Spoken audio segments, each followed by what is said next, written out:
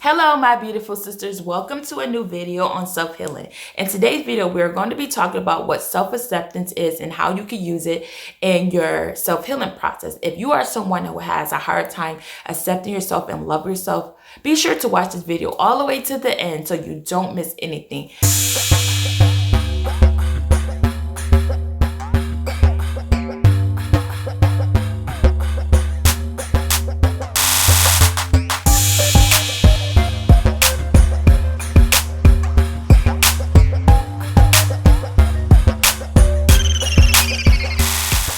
Hello to my first time visitors. I am Rose Jones and I am a survivor of self-hate, domestic violence, and childhood trauma.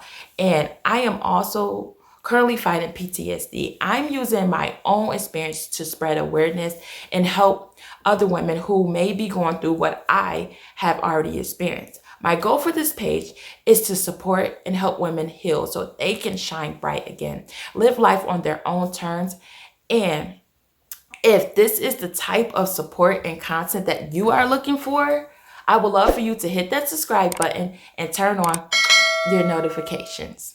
Now, let's get into today's topic, how to use self-acceptance to help you with your self-healing process. Now, self-acceptance is the process of coming to terms with your own trauma. It helps you to accept what happened to you, and it helps you to understand that you cannot change what happened to you, but you can control how it affects you.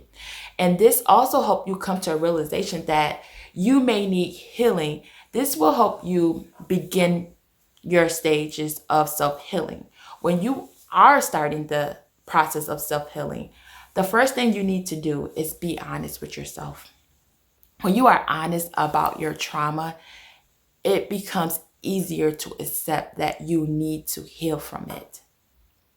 Change the quality of your life, because refusal of trauma or denying the need to heal is often seen in victims of abuse, because they may think that since they are no longer in that situation anymore, it's okay. So they just need to avoid that person or that type of situation and everything will be okay. Oftentimes, that isn't the case. In fact, victims of child abuse and domestic violence find it harder than anyone else to let go of their trauma, because they are stuck in a place where they are resentful about what happened to them and very frustrated about why it did happen to them. Most victims of abuse suffer in silence for a very long time, so it's even harder for them to open up about it. They may also lack trust in other people because they have been hurt by people that they trusted before, and they also may not trust them because of their past judgment that resulted in them getting into a traumatic situation.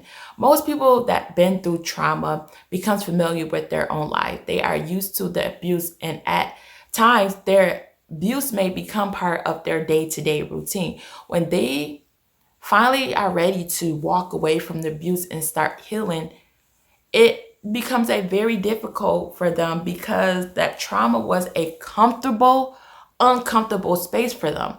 But to change, you have to be uncomfortable. But a uncomfortable space caused you not to know what to expect. With trauma, you knew what you was getting, even if it was uncomfortable. The unknown is scary for a lot of people. Self-healing teach us about self-love, self-understanding, self-confidence, and self-worth. All of these concepts for victims of abuse either forgotten or unfamiliar with.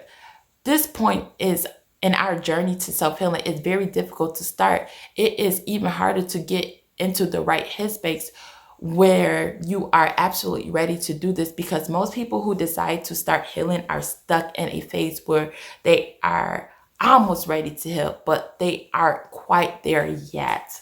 So their efforts remain very minimized. Don't really start healing, just stay on the surface. To help get off the surface, I want you to use some concepts of self-awareness and self-acceptance today. I'm going to talk about acceptance. So before getting started, I want you to know that I don't expect you to simply accept everything and move on. I know it's not that easy. After all, you have been hurt by someone close to you. You have suffered pain, a loss, or betrayal. And those emotions are easy to forget or accept. What I want you to do is to sit with yourself and tell yourself that it isn't your fault. Whatever happened isn't your fault. And even if it was, if you are the bad guy, you must at least acknowledge that that happened in the past. And the fact that the incident bothered you is a sign that you are trying to become a better person. When a person is in a negative mindset, especially in the case of abuse, they tend to blame themselves for everything. So the first thing you must do is acknowledge that you are a victim. I don't really like using the word victim, so let's use victor in this situation. You were the one that was wrong. You don't have to feel this way about yourself. When you acknowledge your trauma, you find yourself having an honest conversation with your inner self. You will find yourself facing your trauma again. Only this time you will empathize with yourself more. This will help you empathize with the person that wronged you, and it gives you the courage and the ability to forgive them.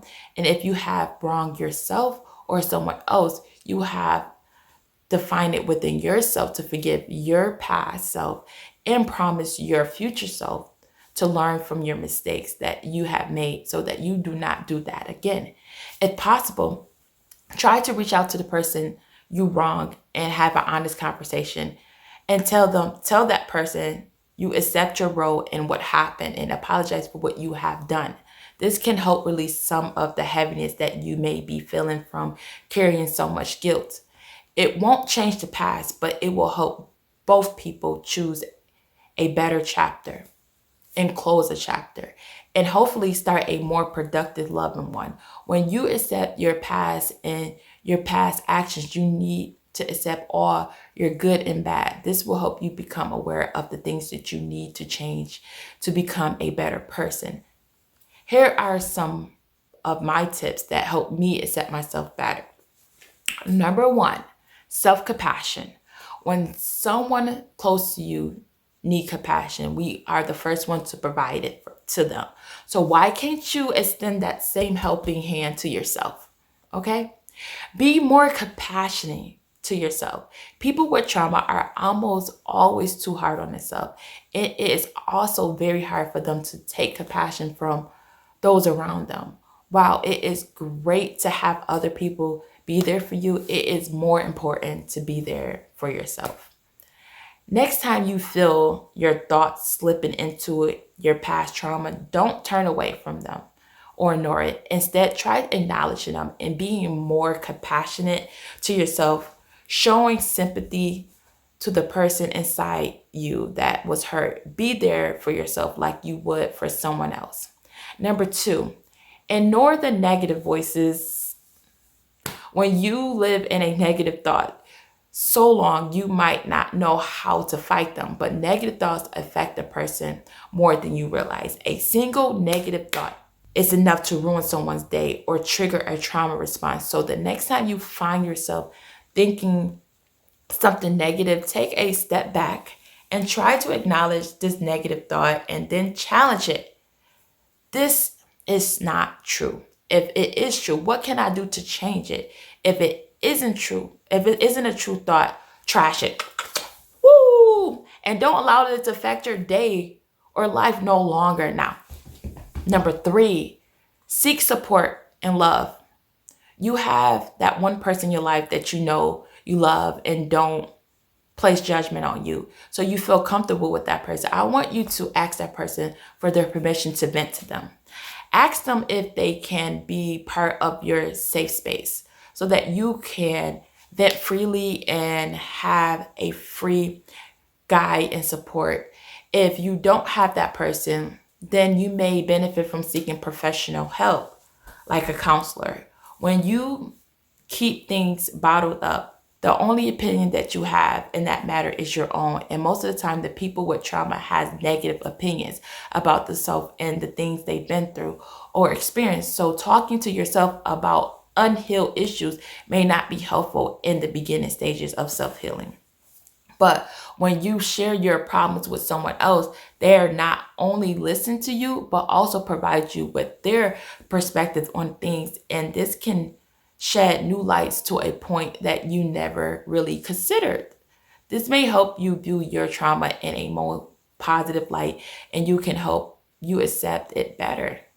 Now, that is it for today, my beautiful sisters. I hope you enjoyed this video. Now, for the people who are looking for more help, I would love for you to check out this website called I Need Motivation. This is a self-help site that offers all types of courses. It offers courses that can help you with trust issues, help women that have been in abusive relations, help you deal with grief and fear. It helps you deal with negative people, and it can help you improve your listening skills. There are so many courses available that can help you with your self-healing.